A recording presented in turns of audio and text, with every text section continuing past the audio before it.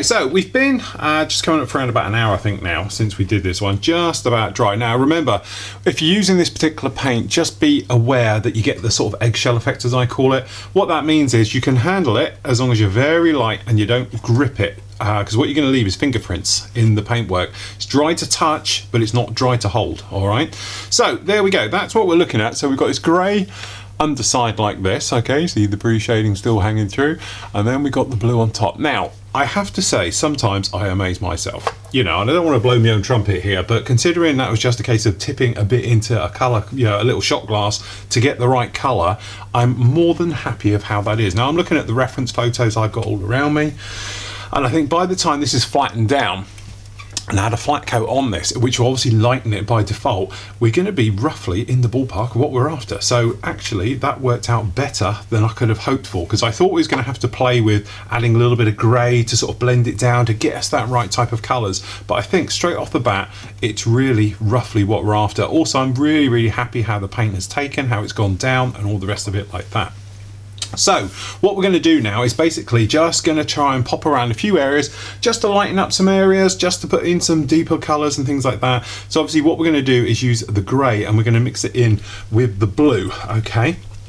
So what we do, we give that a bit of a mix up. So we're just going to take our airbrush. So straight off the bat, we want this to be nice, thin, subtle colours and things like that. So what we're going to do is going to make up roughly around about, you're not going to need much paint either, something in the ballpark of around about sort of 70% thinners to paint. Now the idea with this is when you're spraying this down, it should be so subtle it will blend, and because it's a thin paint it should blend it all with no problem at all. Okay, so what we'll do is we'll just unscrew this guy, okay, and again we're going to go with the old Mark 1 eyeball down here.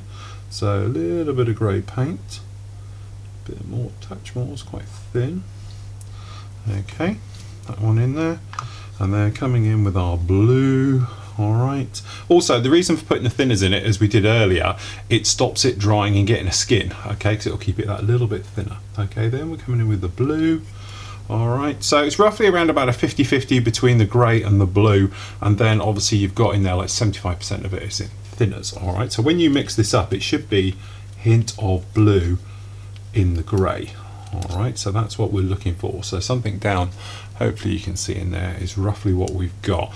And when we test its flow, so we've got a little bit of blue down here. We're looking for it to be, as you can see, grey. All right, so it's a sort of blue grey versus being a blue. All right, and hopefully it should be nice and thin. Now it won't matter too much if you go down on the grey side, but obviously we're going to try and avoid it at all costs. All right, just because we don't want to mess around with it as we've gone in. So no right or wrong to this. Literally let your imagination, your artistic license run supreme. Tell you what we'll do, if we put it around this way, it works really well. So what we're going to do is obviously avoid pre-shaded areas, all right? We're going to go for large flat areas and we're going to try and work in the vertical. So as we're putting this in, we're going to do little flicky movements up and down just to make it sort of all go this way, because this is how our weathering is going to be. Being a helicopter, you've got airflow is going to be pushing down, and this thing stood around aircraft decks, on the airfield, things like that, weathering is going to go down as well. It's not like aircraft, which tend to get swept back, all right? So coming in, usual things, just if you look slightly across the paint, you can see it going down versus them being on there, all right? So catch it in the shadow or in the reflective side and look for it to go slightly dull.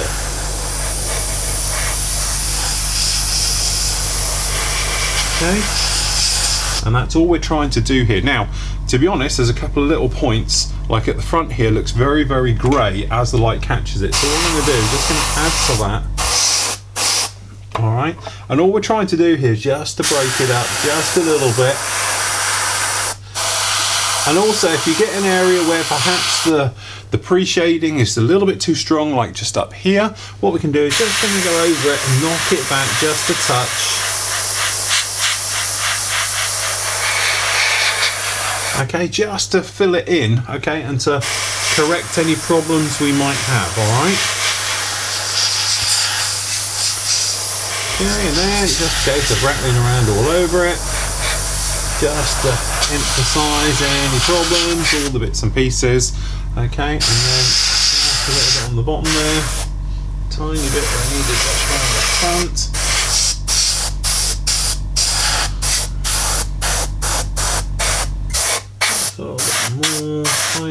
here. As I say, pre-shading just showing through a little bit too much. Okay, then we'll dry it off, and then hopefully if we can just find somewhere to grab it, what you've actually got is a situation where we've got it like this, just starting to bleach all in and everything else, versus the other side. Oh cool, something was wet, I didn't like that.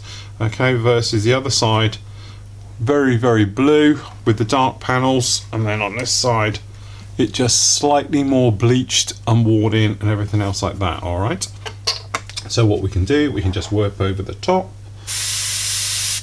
Okay, just over the top bits. And again, this is just to help break everything up.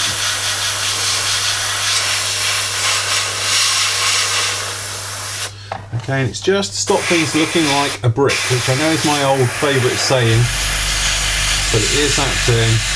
But also you can repair any little errors or mistakes that perhaps you've made.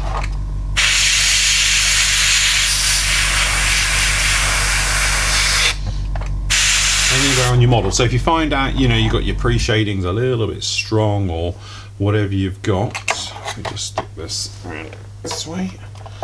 Okay, you can actually correct those little problems.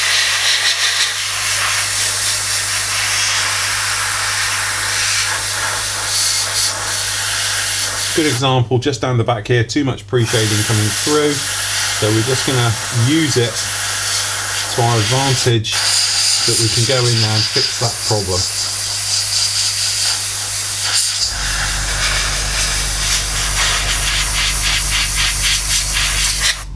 Okay.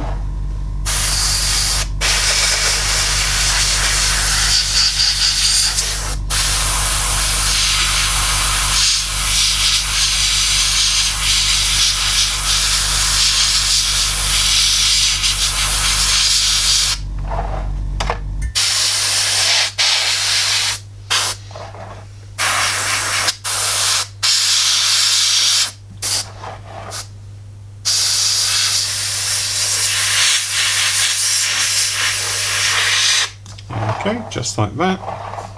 Really, really happy how this is progressing. Okay, no problem at all. Just gonna use this lighter colour just to take in any blending areas perhaps we want to do. So obviously down this line down in here. Okay, no problem with that one. And over we go. Alright. Nice and happy.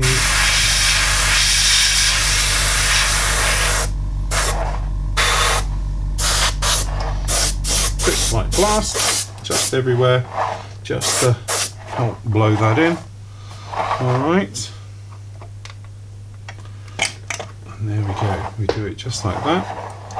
No problem at all. Very happy with how that is. Okay. And then what we can do now, I think looking at the weathering and the way it is, it doesn't tend to get much lighter than actually we've got here. The flat coat is going to lighten this up, so we've got plenty of grime work and various things in there. It's just that around the front end here it seems darker blue always, and it seems to get a sort of lighter midsection and then darker at the back, as in grime and everything else that goes with it. Alright, but a lot of those we're going to do after we got those markings in, because they are going to weather it all in. Okay, I don't want to go in there too mad at the moment until we get the decals in there and its markings, because we need to blend them down with it and everything else like that. But generally happy how that is coming along at the moment. No problem with that one. So what we'll do is, now we've got that in there, we can then just come back in. So what we're going to do is, now we've got the darker stuff on there, seems a shame, but we're going to tip that because we don't need that anymore. We've gone as light as we're going to go. Okay, just blow that out. Okay, we're going to come back in with the original colour, and we're just going to do some little bits of sort of repair touching. Not going to need gallons for this. Okay, I want it to be a little bit thicker, so we're going back in with a sort of 50-50 mix. Okay, so we come back in with this deep colour. Then the idea is we're just going to sharpen up everywhere we need. Okay, so we're just back in there. Obviously we have this colour. Now we're back in again, and And then what we're going to do is we're just going to pop in just to sharpen up some little bits and pieces as we make our way around. So again, we're just going to pop this down on its side. So this guy, we're literally just going to pop a little bit of it around here and there over access panels, around windows, running around the edges of doors. And this is just to give us a slight contrast. Okay, and this is where we have that little fingerprint. You can see it just at the front there. So we're just going to blow that in and take care of anything that's a little bit, you know, perhaps a little bit too much. Okay, now we've done that. So what we're going to do is there's some little Tetris shapes and squiggles down on the actual panels themselves, quite tight. This is just to add it up, and then obviously where you've got access panels and things like that, you can actually pop a little bit more in there. All we're trying to do is literally just squiggle now, just to break it up over the grey. So the whole point of this is just to break it up, okay? It's just to give it a sort of mottily textured look to it all, okay? So there's that one, and then on to the other side, okay?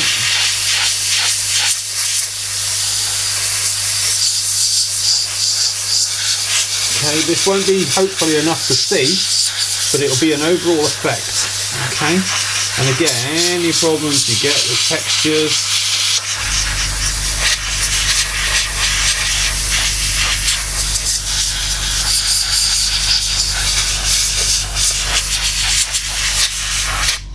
just like that. Okay, let me just go to the top.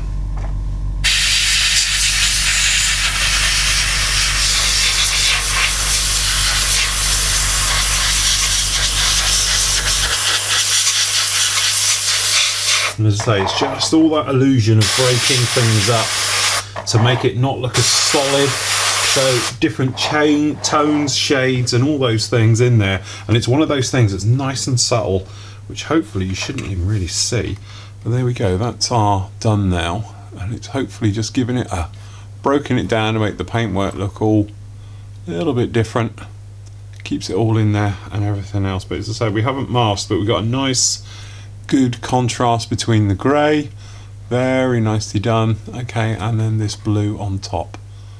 Alright, and that is about as far as we can go before we come in with the decals, because obviously we've got the decals to go in yet, but we need to weather them down and all the bits and pieces. At the same time as well, we've got some black areas, so we've got to do these black intakes at the front, because we can do those, get them fitted on there and everything else like that. Also, we've got some black panels which are just going to go down here on the sides. They're going to go down on here and everything else. And there's a few little just bits and pieces around here that we might just want to darken up a little bit, which we can actually do with paint. But next up really is the case of, right, get the black panels done, get the decals onto it, get it completely decaled, and that's beautiful because this paintwork we can decal straight onto it. It doesn't need a clear coat or to protect it because it is nice and glossy as it is. So we can get those on. Once those are on, we can seal it down, give this thing a flat coat, and then we can really push on with the weathering. Okay, so back over here, as you can see, really happy with this sort of blue off colour, and you can see you've got that sort of pre-shading coming around the tail, which is working really nicely. And with the underside, obviously we're looking very glossy. Now this hasn't had a gloss coat or anything else like that. It's purely using the Guns paints. The Guns paints are gloss based, which makes them two things: very easy to weather with, and secondly very easy to decal onto. Okay, so what we're going to do now is actually just go around the decals. Now the decals themselves, it's one of those things, it's very deceptive. It looks like there isn't many down here, but then you start to look at all the little ones moving around here. So we've got lots of little lumps, bumps, and some circle ones and things like that to go all over this one. It's going to take a little bit of time. We've covered decaling before, but basically in a nutshell, we've got our usual warm tepid water. Okay, so if you boil it first and then just let it go cold, so it's literally sort of, you know, body temperature works the best. And then we've obviously got our decals. We're just going to take one at a time out. So what we'll do is we'll just do a couple of them just to show. So because we've got the naval one, this is the one we're going to do. We'll do the one on the door and we'll do one on the tail just to show. Okay. Now with all decaling, it is that thing, you're just trying to minimise silvering or the effect of the actual decal itself. Okay, so some manufacturers are better than others. You know, as we know, we get our favourites. Particular favourite of mine is Cartograph. I love their decals. They work really, really well. Very, very little chance of any breakages, silvering and all those little things that can happen. Okay, so down here we've got micro set and sole. I'm just using the sole, it's the red one. Now that is the one that makes it all shrivel up and go horrible. Also as a backup we can use X28, which I really like, roughly does the same thing, okay. Just be careful when you're brushing around X28, obviously on paintwork it's not protected, so you will eat into the surface of the paint. Okay, so remember, one brush, leave it, okay. But really that goes with all your softeners and setters. Don't need to rub them in or do anything else like that. It tends to do it all on its own. So what we'll do is, these decals don't look like they're the best in the world. The way I can tell that is literally when you look at it, you get this little white cores and flecks and everything going through there. It tells me that it's not soaking into the backing paper exactly brilliantly, so it's going to take a little bit of time. The only good side is they do look extremely thin. Now the thinner the decal, the less of a surface you get, the easier they can form to go in. And normally the softeners and your setters and that is where it comes in with these, because these will really push it in. But as you can see, we're nice and shiny. We really shouldn't have a problem with this one at all. So what we'll do, we just pop this down here like that. Okay, so the areas we're going to do is obviously around here. When you're doing all your decaling, you're really just going to look at your reference, okay, double check it against the real reference, because these aren't always accurate, trust me, we've been caught like this before. And then you're going to work out. Now with this one here, with the round one, it's quite simple. We've got this little area down here, you can see it just in here. It's going to go to the inside of it and it's going to come out. We'll place it down, let it sit on there, let it dry, then we'll cut it with a very sharp knife, literally to split it, softener over the top, it conforms wrap rounds, and we're good to go. The other one is this guy just here. Okay, now this is going to pop up and it's going to go right underneath the actual window. Again, nice flat area, we shouldn't have any problems. So again, we'll just bring this up, then we do the usual one. If you wet your finger first, so that way it doesn't stick to your finger, okay, then we pop on and we're nice. Perfect, little wiggle and we know we're all good to go. All right, so we'll start with this one at the back first. So we just put some water on here. Okay, and then we're just going to take the anchor, and just for the moment we're just going to slide it off and just position it down there. A little bit of glare on there. All right, and then what we're going to do is, first of all, we need to work out, so I'm taking the line from the belly, okay, of this and making sure that is square. Okay, now if I know that's square, then I know this needs to rotate and be square as well. Now we know it comes just to the inside. Okay, and I think that's pretty good just there. Cotton buds always the way. Wet them first, okay, then wring them out. This just makes them absorb easier and slide better. And then literally starting from the bottom, we're just going to roll it up, and then we'll roll it to one side, and then we're just going to roll it to the other. And then what you're doing literally is drawing out the water and pushing down all in one. Then we go back the other way, and these actually aren't too bad at all. That's down on there. All right, then we'll do the other one underneath the door.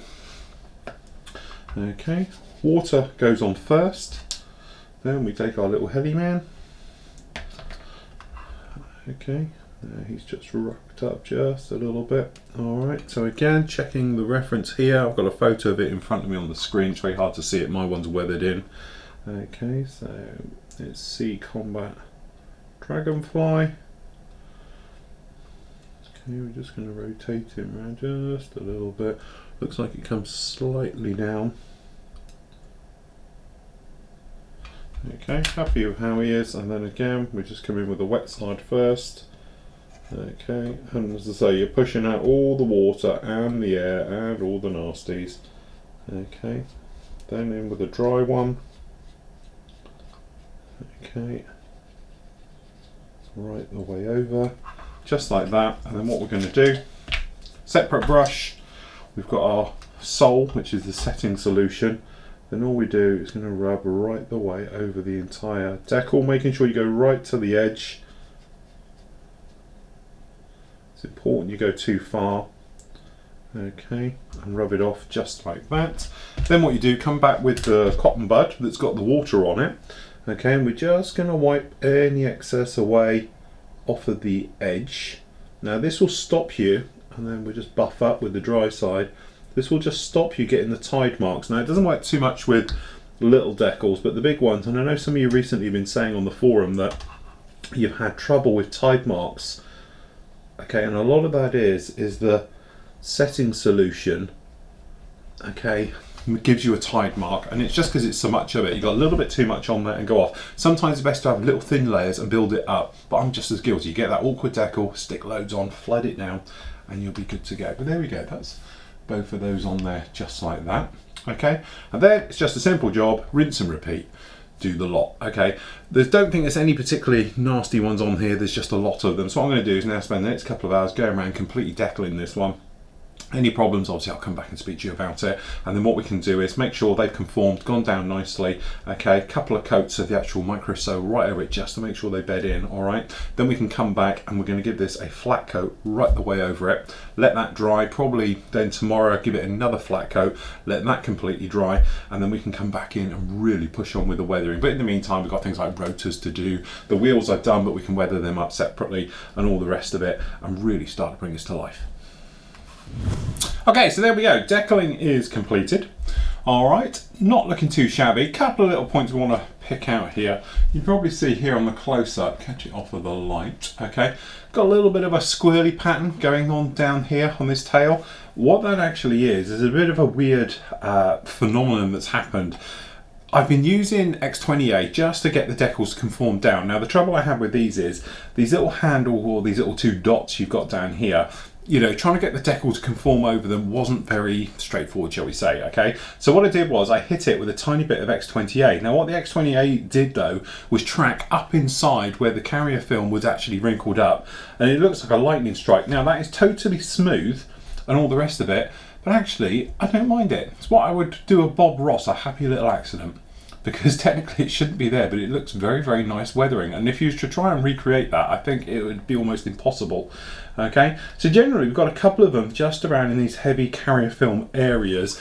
And to be honest, just down on here, catch it on the side cam, you might see a little line. Again, too many brushes, X28. Remember what I said about one pass only? This is what happens when you do three, okay? Because it caught it, tore it a little bit, but generally it's not a problem. We're going to come in with weathering, we'll be able to lose that, but generally on the other side we're pretty much perfect, so no problem at all. You might be able to see it on the nose, just a little one, but it's very complex to try and get this decal to sit and to curve and conform and all the rest of it, but we managed to get it in there. As well, what we've done is done the black here, straightforward, quick bit of masking, sprayed it black, we put the exhausts on, and we've done these nose ones. Now these internals, you know, I don't know, you look at them and they're a funny colour. They're not that colour, that's for certain, so we might have to change that colour a little bit, but it's something we can do during the weathering stages. You might also notice we've got the gear on now. So the gear is on there, that's purely to get it off from sitting down on there. And to be honest, the wheels actually turn, which is really weird because it does sort of work and it pivots around on its own. So it's a little bit odd. But generally, looking down on the back as well, you can see we've cut these decals in for these round ones. So obviously these tail planes would move in real life and all the rest of it. So actually, I'm pretty happy of how it's turned out. It's turned out very, very nice, no problem at all. But what we want to do now is get it from being this nice shininess and everything else, which is great for decaling. We want to flatten it down. Now the reason for flattening it down and putting in a flat coat right now is so things like the wash will stick. Now traditionally you wouldn't want the wash to stick. You want the wash to easily wipe away. But from our point of view, we want to give this that heavy, worn down, weathered look and all things like that. So what we need it to do is have a nice textured surface for the clay to grip onto and to give us that texture. So the easiest way to do that is with a flat coat. Now if you wanted to do a more perhaps subtle weathering or more of a sort of factory finish look, then obviously go in with a gloss, and then when you give it a wash it will literally just stick in all the recesses, and these bigger areas, these bigger flat parts and things like that, obviously nothing's going to stick to. But generally I think we're really, really happy with how this is going. At the same time, we've started work on the rotor blades. So at the moment, these have got gold grey on the top, light gold grey. On the bottom, they haven't got anything because these are still wet, to be honest. So we're going to let these dry for a couple of hours, and then we're going to mask up this top area, literally just over the top, and then we're going to spray the bottom and the leading edge as a separate, okay? And then eventually those will come together and we can put them all together and bring them in like that. But generally, we're moving along very, very nicely. So what I'm going to do now, we're going to go over, we're going to give this a flat coat, and to be honest, we're going to give this a coat of this. So this is your standard matte varnish, okay, literally it's the number 520, okay, it's the acrylic resin one, straight out of the bottle, straight into the colour cup, and we'll give this a nice flat coat, dead coat, and then we're going to let it dry for a couple of hours to completely go off. So best to leave it overnight, 12 hours, something else like that will be absolutely perfect, 24 even better, and then we can come in and we get on with weathering. Okay, so there we go, over in the spray bay, looking really nice, no problem with that at all. So usual thing, we've just got our airbrush, got a little bit of dirt in there still, so we'll just blow some of that out. Just offload that.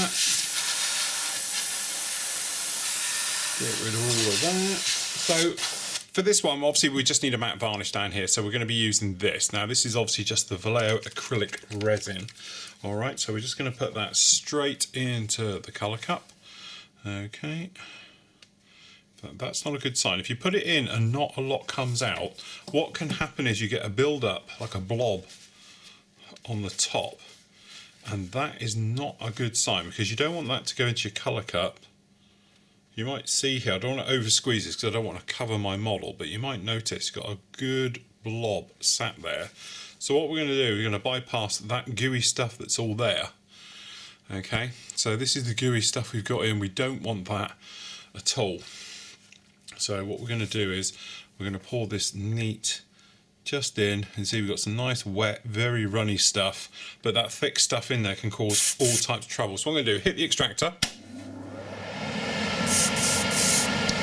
Okay, and we're just going to give this a coat right the way over, and hopefully you'll see it die down. And what we want to do is just the decals, you know, if you can see the silver of them, the reflective, then what we'll do is we'll knock them back. So we want them to go dead flat, okay? So you don't want to put it on too thick so it's wet and shiny. You want to put it on so you can't see it, okay? You get a nice reflective, see it down here, and then it goes, okay? And that's what we're trying to do. We're trying to kill off all the shininess off of everything, okay?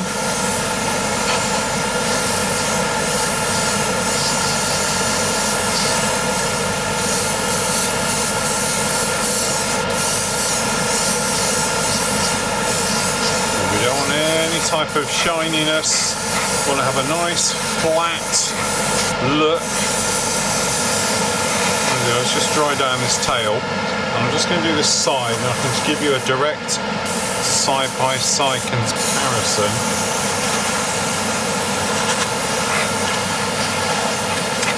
So, if you just turn that off for a minute, what you've got is, see how it's dead flat, and also see how it's changed the colour.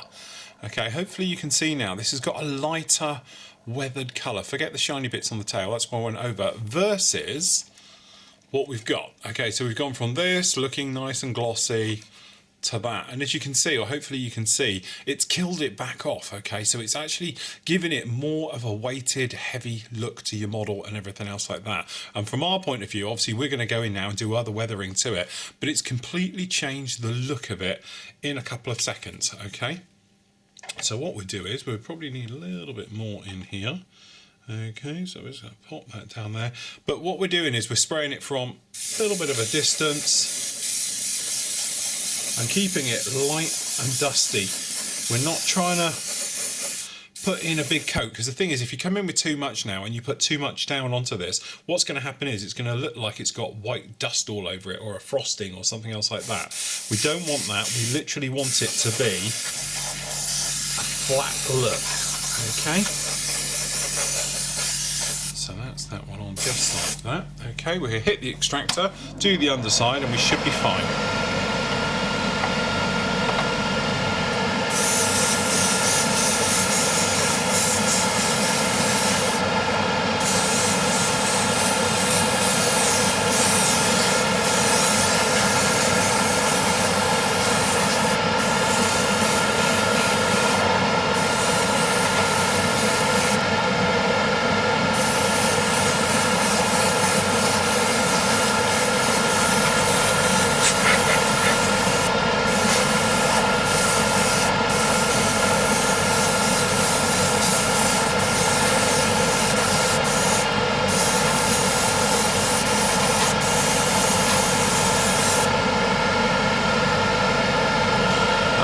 And there we go, looking very nice, very flat, just a little bit across the top.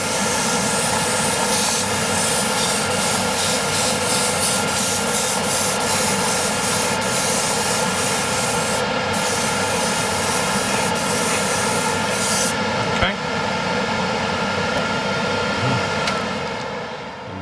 so there we go. That's on now. Our nice flat looking model, just done like that. Okay. So what we're going to do, we're going to let this dry overnight, to be honest, completely. Okay, and then come back in the morning and we can really push on with the weathering.